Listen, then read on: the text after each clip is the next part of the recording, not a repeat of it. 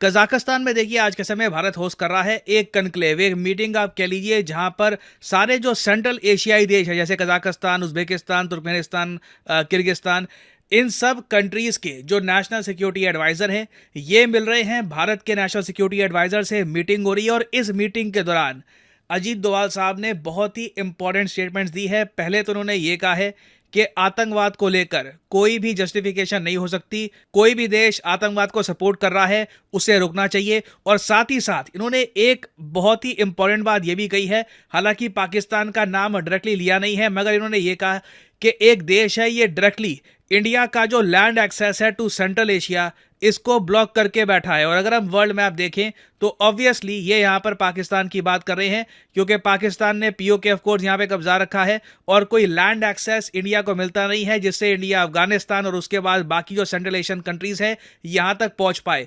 तो इंडिया ने इन कंट्रीज को ये कहने की कोशिश करी है कि देखिए हम चाहते हैं आपके साथ ट्रेड बढ़े, हम चाहते हैं आपके साथ एंगेजमेंट बढ़े, but Pakistan is blocking India's land access. और मैं यहाँ पर कहूँगा ये भारत की सबसे बड़ी जियोपॉलिटिकल कमजोरी भी है कि अपने ही रीजन में ना, लिटरली आप एशिया का जो ये रीजन है यहाँ पे आप मान के चलोगे कि इंडिया का इन्फ्लुएंस होना चाहिए, बट पाकिस्तान अकेले इंडिया को कंप्लीटली कट ऑफ ब्लॉक करके रखता है इस रीजन से। ऑफ कोर्स यहाँ पे आप कह सकते हैं थ्रू चाबहार, थ्रू ईरान हम वहाँ पे पहुँच सकते हैं, बट सेंट्रल एशिया में पहुँचने के लिए टाइम लगेगा। अभी के लिए ना चाबहार से हम अफगानिस्तान की कनेक्टिविटी बढ़ा लें वही काफ़ी है। अभी सेंट्रल एशिया के लिए अलग से प्रोजेक्ट्स ओपन करने होंगे। तो इस वीडियो में हम बात करेंगे कि भारत के लिए सेंट्रल एशिया इंपॉर्टेंट क्यों है, हाल ही में डोभाल साहब ने क्या कहा, बहुत कुछ यहाँ पे आपको जानने को मिलेगा। मगर आगे बढ़ने से पहले आपसे क्वेश्चन पूछूंगा, क्लासिक क्वेश्चन है, कई बार यूपी पीएससी और वेरियस और स्टेट एग्जाम्स में आ चुका है।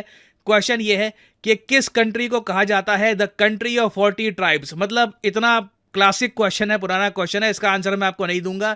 उम्मीद करता हूं कि आप लोग ही इस क्वेश्चन का आंसर अटेम्प्ट करोगे कमेंट सेक्शन में, और जो लोग सही आंसर करेंगे कोशिश करूंगा मैं कि उनकी कमेंट को मैं हार दे दूं ताकि बाकी लोग समझ पाएं कि सही उत्तर क्या है। ओके, सो इस टॉपिक को ना इन डेप्थ जानने से पहले हमें एक जियोपॉलिटिकल असलियत को एक्सेप्ट करना होगा, एक जियोपॉलिटिकल रियलिटी, जो मैं कहूंगा कि इंडिया में अभी भी कई लोग एक्सेप्ट कर नहीं पाए हैं, बट धीरे धीरे हमें इसे एक्सेप्ट करना होगा। हमारे देश में chief of defence staff Anil Chauhan साहब ने रिसेंटली एक स्टेटमेंट दी है। इन्होंने ये कहा कि धीरे धीरे रशिया की पावर गिरेगी, Russia's power will go down, China और ज़्यादा असर्टिव होगा। ये एक जियोपॉलिटिकल रियलिटी है। इंडिया में आप कह लीजिए रशिया को लेकर काफ़ी स्नेह है, होना भी चाहिए, हिस्टोरिकल काफ़ी टाइज है, but at the same time ना मेरा ये मानना है कि इंडिया में हमारी जो ऑडियंस है जो जियोपॉलिटिक्स में इंटरेस्ट रखती है, हम काफ़ी बार ना रशिया को ओवर हाइप कर देते हैं। हम समझते नहीं है कि रशिया की जो पावर है कितनी तेज़ी से गिर रही है। और अगेन जब हमारे देश के सीडीएस ये बात ओपनली कहे कि रशिया की इम्पोर्टेंस कम होगी आने वाले समय में, तो आप समझ लीजिए कि रियलिटी किस हद तक हमारे सामने है। हमारे सीडीएस ने यह बात कही है, रशिया की तरफ से कुछ इस पर काउंटर आर्ग्यूमेंट भी नहीं आई है।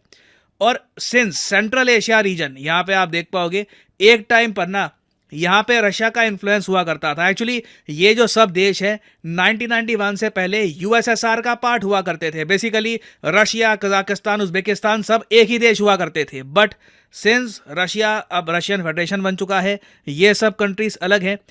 इन कंट्रीज की फॉरेन पॉलिसी भी अब काफ़ी हद तक इंडिपेंडेंट हो चुकी है। ये कंट्रीज भी जान चुकी है कि रशिया उतना स्ट्रांग रहा नहीं है और रशिया का इन्फ्लुएंस इस रीजन में उतना रहेगा नहीं। और चाइना धीरे धीरे ओवरटेक कर रहा है रशिया को इस पूरे रीजन में। और इंडिया का देखिए क्रिटिकल रोल होने वाला है।